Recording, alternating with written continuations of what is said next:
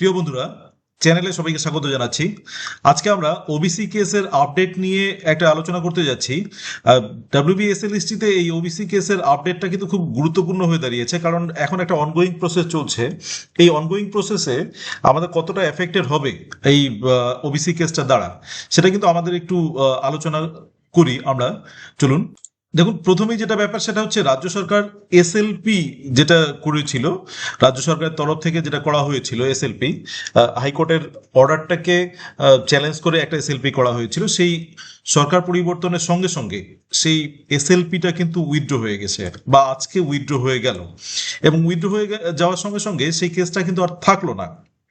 অর্থাৎ রাজ্য সরকারের পক্ষ থেকেই এই কেসটাকে চ্যালেঞ্জ করা হয়েছিল, এবং রাজ্য সরকার যখন কেসটাকে তুলে নিল সেটাতে আর সেরকম ব্যাপার নেই, আর কেস থাকবে না। রাজ্য সরকারের চ্যালেঞ্জের মূল উদ্দেশ্য ছিল যে 17% রাখা হোক, কিন্তু সেটা নিয়েই যখন কেসটা ছিল, এখন যেটা দাঁড়িয়েছে সেটা হচ্ছে যে এখন আর কিন্তু 17% ধরে ওবিসি থাকছে না। এখন থেকে সব নিয়োগের ক্ষেত্রেই কিন্তু ওবিসি 7% হয়ে দাঁড়ালো। অর্থাৎ এরপর থেকে যখন সব পরীক্ষা হবে, যেসব পরীক্ষাই হোক না কেন, সব পরীক্ষাতেই কিন্তু 7% ধরেই হবে, এটা একদম নিশ্চিত। কিন্তু আমাদের সমস্যাটা অন্যখানে। আমাদের সমস্যাটা মেইনলি যে জায়গাটাতে, সেটা হচ্ছে যে অনগোয়িং প্রসেসটা যেটা আছে, সেই অনগোয়িং প্রসেসটাতে এই রায়টা বা আমাদের এই উইথড্র হওয়াটা কতটা এফেক্টেড করবে। তো চলুন সেটা নিয়ে একটু আলোচনা করি। দেখো, এখনো অবধি যেটা এসএলএসটি 2025-এর যে অনগোয়িং প্রসেসটা চলছে, সেটাতে এখন মনে হচ্ছে কোর্টের এই এসএলপিটা উইথড্র হওয়ার জন্য মনে হচ্ছে রাজ্য সরকার যেটা করতে পারে, এখনো কিন্তু নিশ্চিত নয়। রাজ্য সরকারের উপরে এই ব্যাপারটা কিন্তু নির্ভর করছে, এবং রাজ্য সরকার কিন্তু অবশ্যই আরো একটা জিনিস বলছে যে আমরা কোর্টের রায় মানবো। সুতরাং একটা জিনিস ধরে নেওয়া যায় যে এখন রাজ্য সরকার কিন্তু সেই 7% ধরেই রিপ্যানেল করতে পারে। কারণ আমরা যখন দেখেছি যে এই কোর্টের রায়টা যখন বেরিয়েছে মে 2024-এ, তারপরে কিন্তু আমাদের এই সার্কুলারটা বেরিয়েছিল, এসএলএসটির সার্কুলারটা বেরিয়েছিল। এবং সেই এসএলএসটি সার্কুলারে ক্লিয়ারলি বলা ছিল যে রাজ্য সরকারের ওই নোটিফিকেশনটাতে ওবিসি কেসের যেটা রায় হবে সেই রায়টা কিন্তু মেনে নেওয়া হবে, এবং সেভাবেই কিন্তু গোটা প্রসেসিংটা চলবে। সুতরাং রায়টা যখন ক্লিয়ার হয়ে গেল, রায়টা ক্লিয়ার হয়ে যাওয়ার পরে আহ, আবার এসএলপিটা যখন ক্লিয়ার হয়ে গেল, তখন কিন্তু একটা জিনিস স্পষ্ট যে 7% ধরে এগোনোর সম্ভাবনাটা প্রবল। অর্থাৎ রায়টা তো অনেক আগেই 24-এ বেরিয়েছে, সেই রায়ের পরে যেহেতু আমাদের সার্কুলারটা বেরিয়েছে, সুতরাং রায় ওটাকেই ধরবে, 24-এর রায়টাকেই ধরবে, এবং তারপরে যেসব সার্কুলার বেরিয়েছে সবগুলোকেই কিন্তু 7% ধরেই আবার রিপ্যানেল করার সম্ভাবনাটা প্রবল রাজ্য সরকারের পক্ষ থেকে। এটা কিন্তু ধরা হচ্ছেই। তার মানে আমরা মনে করছি যে 25-এর যে এসএলএসটি আছে, সেই এসএলএসটিতে এখন 7% ধরেই রিপ্যানেল হওয়ার সম্ভাবনাটা তৈরি হচ্ছে বা হবে। তো এর পেছনে আরো অনেক কিছু ব্যাপার আছে যেটার উপর নির্ভর করবে আজকের এই রায়টার। এখনো সেটা ক্লিয়ারলি বোঝা যাচ্ছে না যে 7% ধরেই হবে না 17% ধরে হবে। এটা একটা আন্দাজের উপর বলা যেতে পারে যে 7% ধরেই এই আমাদের সম্ভাবনাটা হওয়া প্রবল, অর্থাৎ আমাদের নতুন প্যানেলটা হওয়ার সম্ভাবনা প্রবল। তবে এখানে আরেকটা জিনিস, একটা আজকের রায় ক্লিয়ার বা আজকের রায় বলা আছে, সেটা হচ্ছে যারা অ্যাফেক্টেড তারা কিন্তু আবার ফাইল করতে পারবে, অ্যাফেক্টেড টু ফাইল অর্ডার।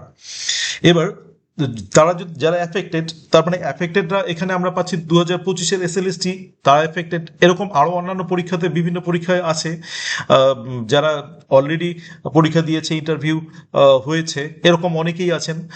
এবার তারা কি করতে পারবেন? তারা নিশ্চয়ই এই এসএলপি উইথড্র করাতে তারা অ্যাফেক্টেড, তারা কিন্তু মাননীয় সুপ্রিম কোর্ট থেকে বলা আছে অ্যাফেক্টেডরা এই অ্যাফেক্টেড টু ফাইল অর্ডার করে অ্যাপিল করতে পারেন। অর্থাৎ তারা অ্যাপিল করবে, এটা মোটামুটি নিশ্চিত। আর একটা আমরা দেখতে পাচ্ছি যে এই এপিল হয়ে গেলে, এপিল হলে কিন্তু আর সময় সাপেক্ষ একটা ব্যাপার দাঁড়িয়ে যাবে।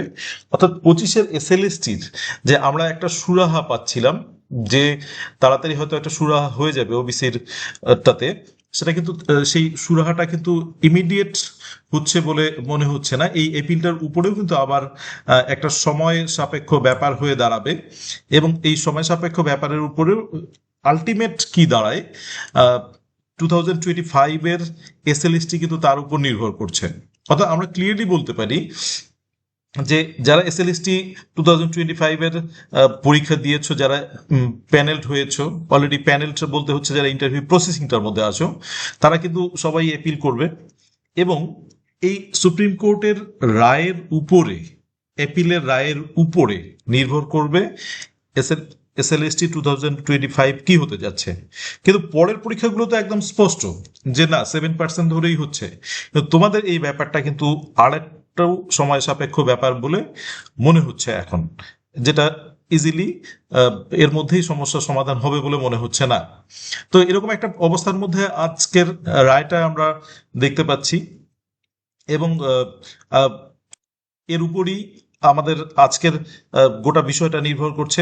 যদিও কয়েকটা ব্যাপার এখনো একটু ক্লিয়ার হতে হবে, বিশেষ করে আমাদের সরকারের কি করতে যাচ্ছে বা সরকারের আবার কোনো কিছু এ নিয়ে মুভ করবে কিনা, অর্থাৎ আগের অনগোয়িং প্রসেসগুলোতে কি করবে সেটার অপেক্ষায় আমরা সবাই আছি।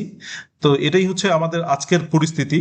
তো এটা নিয়েই আমরা একটু যারা 2025 এর এসএলএসটি ক্যান্ডিডেট আছি তারা মোটামুটি একটু দুশ্চিন্তাতেই থাকার কথা, কারণ একটা ক্লিয়ার যদি দৃষ্টিভঙ্গি পাওয়া যেত বা ক্লিয়ার একটা জায়গা তোমরা দাঁড়াতে পারতে, তাহলে সেটা একটা অনেকটা সেভ হতো, কিন্তু সেই জায়গাটা কিন্তু এখনো তৈরি হলো না। যাকে সময় বলবে ব্যাপারটা কোথায় দাঁড়ায়, সেটার অপেক্ষায় আমরা সবাই থাকলাম। Thank you for watching the video, please subscribe the channel, let's learn blooming birds and stay tuned.